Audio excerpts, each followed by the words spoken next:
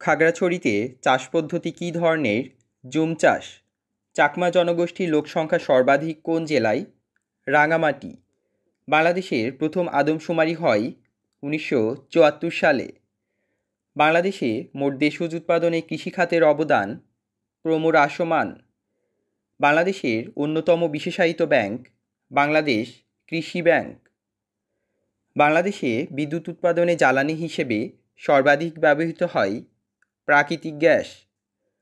প্রাচীন বাংলার হরিকেল জনপদ অঞ্চলভুক্ত এলাকা চট্টগ্রাম। মুঘল সম্রাটদের মধ্যে যিনি প্রথম আত্মজীবনী লিখেছেন সম্রাট বাবর। ঐতিহাসিক 6 দফা ঘোষণা করা হয় 1966 সালের ফেব্রুয়ারি মাসে।